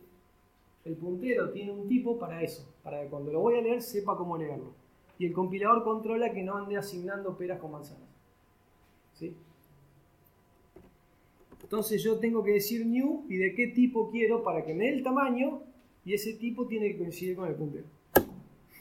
Hago lo que quiera, por ejemplo asignarle o mostrarlo, y luego, lo que me faltó recién, el delete. Si tengo que devolver esa memoria, delete. ¿Sí? Delete me la devuelve. Avisa, listo, esta dirección de memoria, ese bloque que empezaba ahí, no lo necesito más. Queda libre para que cualquier otro lo pueda usar. ¿Se ve? Y se lo voy a decir 1000 veces porque se van a olvidar 1000 veces. Si yo me olvido el delete, no se nota. Vamos a trabajar con ejemplos chiquitos. Todavía no vamos a trabajar con millones de datos. Si se olvidan el delete, no se nota. Pero está mal. Se va a notar en la nota del parcial. No se nota cuando lo prueban. Entonces tienen que ser muy prolijos y disciplinados cuando programan con esto. ¿Sí? Tienen que ser muy cuidadosos. Es muy propenso a errores. Es más, vos por ahí pusiste el delete. ¿Qué sé yo? Perdón, delete. Pongamos que tu programa era correcto, pero un programa de verdad acá tiene varias líneas, no una. ¿Sí? Y ponele que tu programa, no sé, hacía algo con un archivo. Y vos de pronto dijiste, pero pará, si el archivo no existe, no podemos seguir. Por decir algo. Si el archivo no existe, no tiene sentido. Y de pronto me olvidé el delete, porque si el archivo no existe, salgo sin haber devuelto la memoria. ¿Se ve? Es muy fácil meter la pata. Y no se nota. Entonces tienen que ser muy prolijos con esto, muy disciplinados. Lo que vemos la clase que viene nos va a ayudar a minimizar los errores, porque vamos a aprender a meter los trucos de esto adentro de algo como vector y que muchas de las cosas se resuelvan automáticamente. Bien, ahí queda la aclaración. No se libera automáticamente, está mal no hacer el delete, por más que no se note, está mal.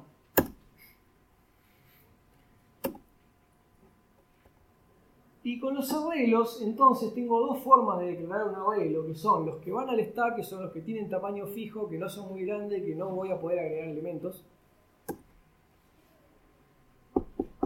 que son los que llamamos constantes, están definidos en tiempo de compilación. Y básicamente, si yo así declaro un entero, pongo corchetes 10 y tengo 10 enteros. Ese es mi arreglo básico pelado de C. Si yo no uso todos los trucos de vector, lo quiero hacer a la antigua, ese es mi arreglo. ¿Sí? X es un entero, X corchetes 10 es un arreglo de 10 enteros. Este es el equivalente a la dimensión. ¿Sí? El dimensión acá se dice así. Este arreglo de 10 va al stack. Va a la parte donde las cosas están ordenadas y los tamaños no cambian. Ese arreglo de 10 nunca va a poder crecer a 11. Va a ser de 10 toda la vida. Este 10, si el compilador es estándar, no va a poder ser una variable. ¿Sí? Tienen tamaño fijo y no muy grande. La otra forma de crear un entero es a través de un puntero y memoria dinámica. Eso me crea un entero. Esto, como el ejemplo que hicimos antes, me crea un arreglo de 10 enteros. Este segundo arreglo es el que va al heap, es el que le voy a poder liberar y pedir uno más grande, hacer todos esos trucos, y es el que le voy a poder poner una variable acá. ¿Sí? Entonces, la ventaja de usar memoria dinámica es que puedo hacer un arreglo más grande, puedo hacer que los tamaños no sean fijos, puedo hacer todo ese tipo de trucos. La desventaja es que me tengo que hacer responsable de los niveles. ¿Sí? Entonces, los mal llamados estáticos son los que no van a cambiar su tamaño, los que declaro bien X corchetes 10 y es de 10 toda la vida, y el 10 no puede ser una variable.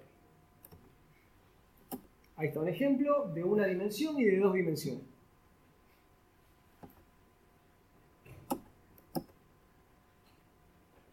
Entonces, para los tipos comunes de datos, habíamos visto float de X es un flotante común. Float ampersand X es una referencia a un alias, como vimos en fundamento, para funciones. Float asterisco X es un puntero a un float. Ese es el primero que aprendimos hoy. Una flecha para apuntarle a un float. Float corchetes, float X corchetes algo, es un arreglo. ¿Sí? La que acabamos de agregar es la del arreglo. Hasta ahí llego. ¿Sí? Acabo de agregar una versión más. Flow X corchetes 10. El tipo de dato es flow corchetes 10. ¿Sí? Donde esto está en mayúscula indicando de alguna manera que es constante. Que esa n no puede ser realmente una variable, tiene que ser un número fijo. Tiene que ser un número fijo, insisto, cuando yo lo declaro así. Ahora, si yo lo hago a través de un puntero y el new, ahí no. ¿Sí? Ahí no. Ahí lo que es fijo es mi puntero. El tamaño de mi puntero es fijo, pero a dónde apunta puede pasar cualquier cosa. ¿Sí?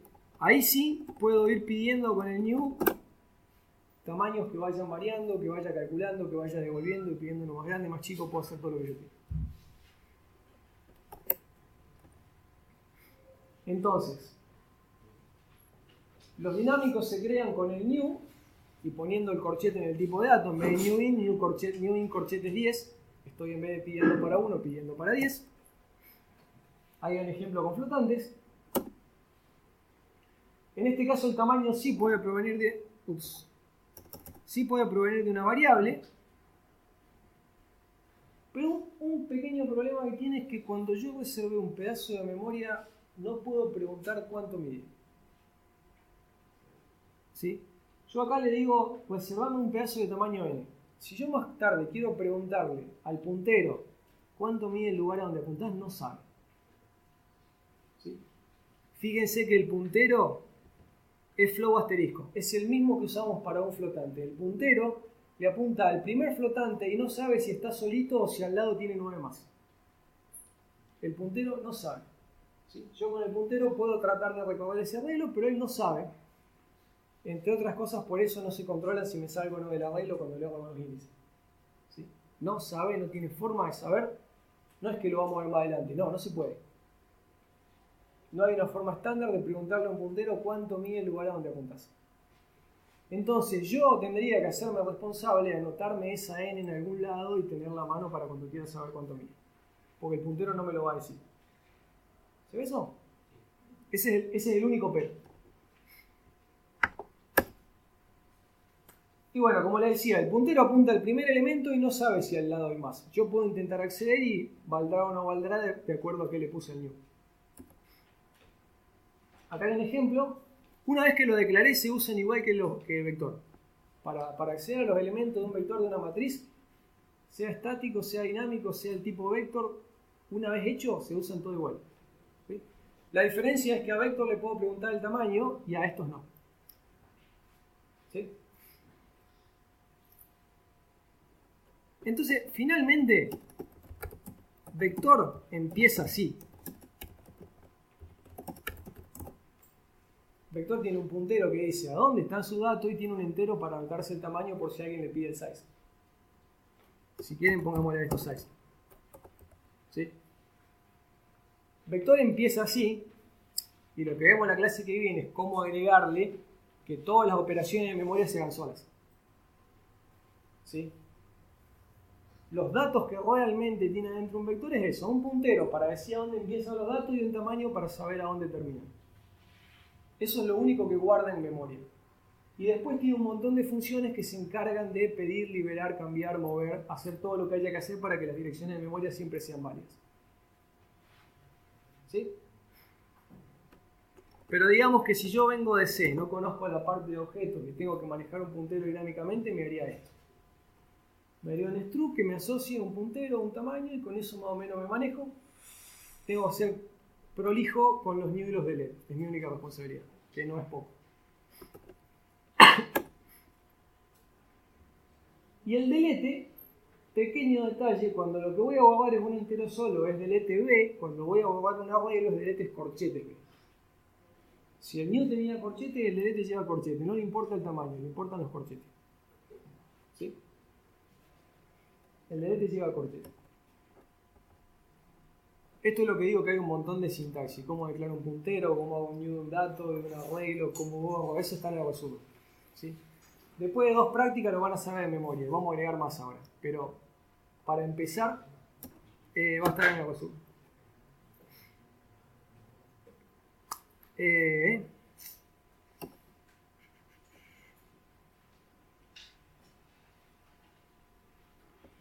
Voy a saltear un segundo el ejemplo para darles algo que van a necesitar en la práctica, porque total el ejemplo muy parecido está en la práctica. Les quiero mostrar en realidad la slide que sigue y si me sobra tiempo vuelvo al ejemplo. Si no lo ven en la práctica o lo seguimos a la clase que viene. Este cursado tenemos la suerte que no agarramos ningún feriado, así que vamos a estar con margen para los temas, ¿sí? No va a haber necesidad de apurarse demasiado. Pero esto sí lo quiero dar porque si no el viernes no van a poder avanzar mucho con la guía práctica. Supongamos que yo tengo este código. El arreglo puede ser estático o puede ser con new para el caso de lo mismo, ¿sí? De cualquiera de las dos formas que esté declarado, esto lo vemos como que B es un puntero que apunta a donde de verdad están los datos, ¿sí? Y acá están todos mis datos, independientemente de si esto está en el heap o en el stack, si fue hecho con un tamaño fijo o si fue hecho con new.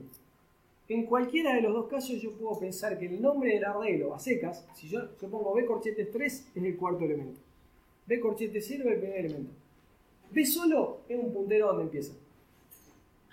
Si lo hice con el new es obvio, si lo hice de tamaño fijo no es tan obvio, pero vale igual, ¿sí?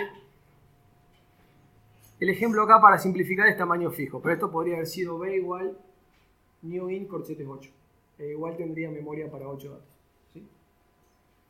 Cualquiera sea el caso, yo puedo pensar entonces que tengo un puntero que le apunta a un lugar donde entran 8 datos que van del 200 al 270. Es más, creo que el dibujo lo tengo acá abajo, así no tengo que hacer esas horripilanteses. Bien.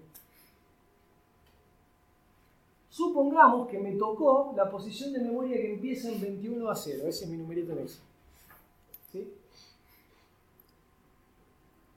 Y como son enteros ocupan 4 bytes, entonces de 21 a 0 en adelante cada 4 bytes tengo un dato, ¿sí? Tengo el 200, 21 a 4 tengo el 210, 21 a 8 el 220, 21 a 6 el 220, 230 y así sucesivamente, ¿sí?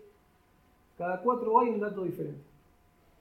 El puntero lo único que tiene es dónde empieza el primero. Y no sabe cuántos hay para la derecha, ¿sí? Entonces yo digo B es una flechita que me lleva al primer elemento. ¿Cuánto vale B? Si yo muestro B, ¿qué veo? Frío. ¿Quién dice 200? ¿Quién dice 220? ¿Quién da más? Bien, la dirección. Si yo muestro B, B es un puntero que apunta al primer elemento. B lo que tiene adentro es la dirección del primer elemento. Si yo muestro B, veo la dirección del primer elemento, ¿sí? Que debe estar acá. Veo el 0x21 a 0, ¿sí? El numerito en hexa que me dice en qué lugar de la memoria empieza mi arreglo. Asterisco B, ahí sí veo el dato. Asterisco B, siga la flecha apunta al 200, ahí sí veo el 200. Acá viene el concepto interesante. Bueno, asterisco B más 3, ¿cuánto sería? Este pueden saberlo. 203. Asterisco B es, siga la flecha, me da 200, más 3, 203. Estamos bien. Pero ¿qué pasa si primero hago la suma y después el asterisco?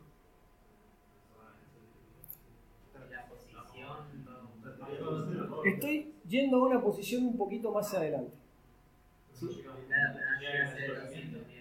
Bueno, acá viene la cosa rara. ¿Seguiría siendo 200? Es totalmente razonable lo que ustedes dicen, pero no es cierto. Cuando yo le digo más 3, se mueve de a elementos del arreglo y no de a bytes. No suma 3 posiciones, 3 bytes. Suma 3 por 4, que es lo que mide el entero. ¿Por qué? Porque cuando yo declaré el arreglo, dije que era de enteros. Como sabe que es de enteros, cuando me quiero mover, se mueve de a lo que ocupe un entero. Entonces yo le digo más 1, no se mueve un byte, se mueve 4, porque sabe que un byte no tiene sentido. Porque estaría parando entre medio de dos enteros y no vería nada interesante, nada útil, ¿sí? Entonces, en realidad, el más 3 es 3 por 4, ¿sí? No lo tengo que hacer.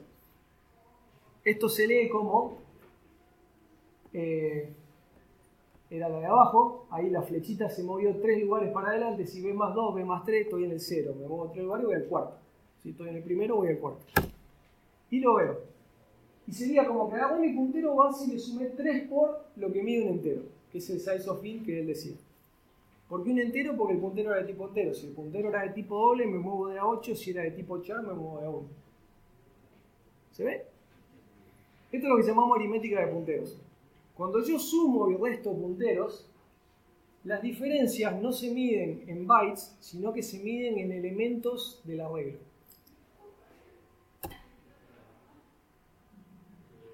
Veamos el caso inverso. Yo quiero saber en qué posición de mi vector está P. Y yo lo que tengo de P es la dirección de memoria. ¿Sí? O sea, yo en el 200 acá tengo el elemento 0, 1, 2, 3, 4, 5. Este elemento sería B corchete 5. Yo no tengo el 5, yo tengo la P. ¿Cómo sé que es el quinto? P menos B. ¿Sí? Cuando yo resto dos punteros que tienen que ser del mismo tipo, la diferencia no me la da en bytes, sino me la dan cuántos elementos hay en el medio. Es como si agarraran la operación de recién de P más 3 igual a tanto y pasaran de término para el otro lado. ¿Sí? Cuando yo me muevo con un puntero, no me muevo de a bytes, sino de a lo que mide el elemento. Eso al principio es contraintuitivo, pero en la práctica es muy piola. ¿Sí? Pues en la práctica me tengo que olvidar de andar haciendo cálculos con la cosa que le apunto. ¿Sí? Me lo hace solo el compilador.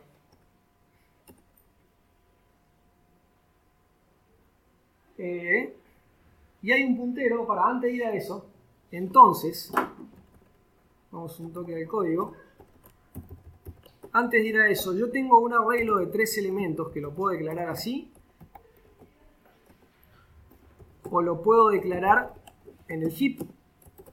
En principio me da lo mismo. La diferencia es que al segundo le tengo que hacer el delete, al primero no. ¿Sí? Pero cualquiera de las dos vale. Si yo quiero mostrar, por ejemplo, el segundo valor, lo puedo hacer como un arreglo común. ¿Sí? O puedo agarrar la dirección de memoria, moverla a 2 lugares y ver qué hay ahí. Y es exactamente lo mismo. Fíjense, vamos a guardar acá, por ejemplo, un 7 y lo vamos a mostrar de esta forma y vamos a ver el mismo 7. ¿De qué se quejó? Me faltó el asterisco. ¿Sí? Es exactamente lo mismo. Cuando yo hago B corchetes algo, lo que ocurre por dentro es esto. B sabe dónde empieza, corchetes algo, le dice cuánto moverse y sigue la flecha. Mueve la flecha tantas posiciones como diga el corchete y sigue la flecha a ver qué pasa. ¿Sí? Esto es una forma abreviada de escribir esto. Si en el parcial le dicen que use notación de puntero, es escribirlo de esta manera rebuscada. Si me dan libertad, obviamente que esta forma es más linda, más fácil y ya estamos acostumbrados. Pero da lo mismo. ¿Sí? Son intercambiables.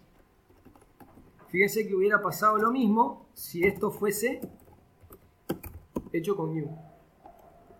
Declaré un puntero y pedí lugar para 3 enteros y esto funciona igual con la diferencia de que me falta el delete. ¿Sí? Con la diferencia de que acá tengo que acordarme de devolver esa memoria que pedí. ¿Se ve? Entonces, bueno, esto es lo que llamamos aritmética de puntero. Varios ejercicios de la práctica van a dar vueltas sobre esto. Sobre cómo llego a tal dirección, qué significa tal expresión. ¿Sí? Por ejemplo, un ejercicio de la práctica me pide una función para buscar un elemento y devolverme un puntero. ¿Sí?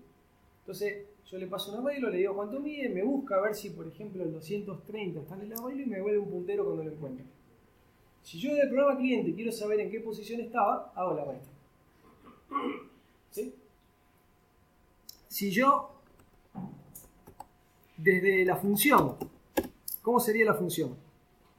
Devuelve un puntero, busca, recibe dónde empieza el arreglo y cuánto mide. Yo puedo hacer, por ejemplo, recorrer el arreglo, ir preguntando como hago siempre, si alguno de estos, perdón, me falta, ¿quién quiero buscar? Quiero buscar la X.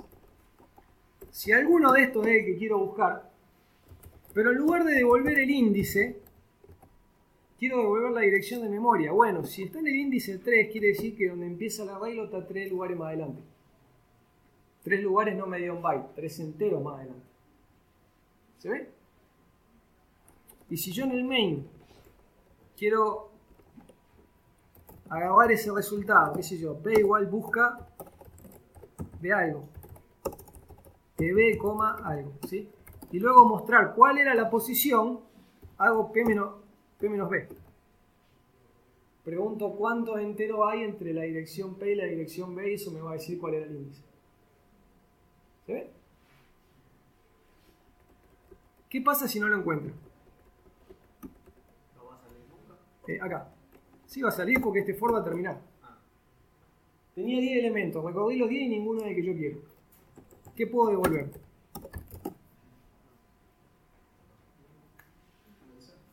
Puedo devolver cualquier dirección inválida y que el de afuera se fije si la dirección es válida porque lo encontré, si no, no. Mis direcciones válidas van de 0 a n-1, como los índices del arreglo. La n ya no es válida. Esa es una estrategia. La otra es puedo devolver la dirección 0, que la forma correcta de escribirlo es null pointer. Nadie está autorizado a usar la dirección 0.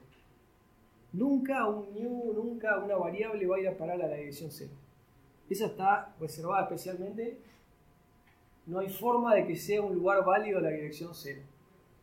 Entonces estamos todos de acuerdo en que si un puntero vale null, no es válido. ¿Sí? Si un puntero vale 0, no es un puntero válido. Entonces cuando yo en una función quiero devolver un puntero indicando que no apunta a nada, uso null. ¿Sí? Entonces yo afuera pregunto, si el puntero es null quiere decir que no lo encontró. Si no, tendrá la dirección de donde estaba. Que eso era un poco lo que venía acá. ¿Sí? El null pointer es la dirección 0. Y en las recomendaciones, acá hay dos comentarios. Lo pueden ver escrito de esta manera. Así se escribía antes, por decirlo de alguna manera, y esta es la forma moderna. Las dos andan, prefiero que se acostumbren al azul. El otro comentario, asígnenle esto a cualquier puntero que no sea válido y no dejen punteros con basura. Digo, si yo hago el B y más tarde le asigno, en el medio es inválido. ¿Sí? En el medio tiene basura. Si yo hago esto, es muy fácil saber que no está reservada la memoria. Porque cuando yo lo mire va a decir 0 y va a ser obvio que no es válido. Si yo no hago esto, va a tener basura. Y cuando yo veo un número largo así en hexa, ¿qué sé yo si es una dirección válida o no? Si dijimos que eran impredecibles. A lo sumo, si un número chiquito me huele a que no, pero es lo mejor que puedo hacer. ¿Sí? Entonces, si mi puntero tiene basura, realmente no me doy cuenta. Así que lo mejor que puedo hacer es, si el puntero no lo uso, ponerle null siempre. Caso inverso. Tengo un puntero, hago lo que haya que hacer, de pronto lo dejo de usar, y si yo miro este puntero, tiene una dirección que se ve perfectamente válida porque hasta hace 5 minutos lo era. Pero ya no me corresponde. Estaría mal que trate de usar esa memoria porque ya la devolví. Pero el numerito que tiene se ve perfectamente válido. Nunca me voy a dar cuenta de que está mal. ¿Sí? Entonces, si la memoria la devuelven, hagan esto para asegurarse de que después no se confundan con ese puntero. ¿Sí? Entonces, null se usa para cualquier puntero que no esté apuntando a un lugar válido. Y de ya para las funciones, cuando busco y no encuentro, tengo un valor especial para devolver.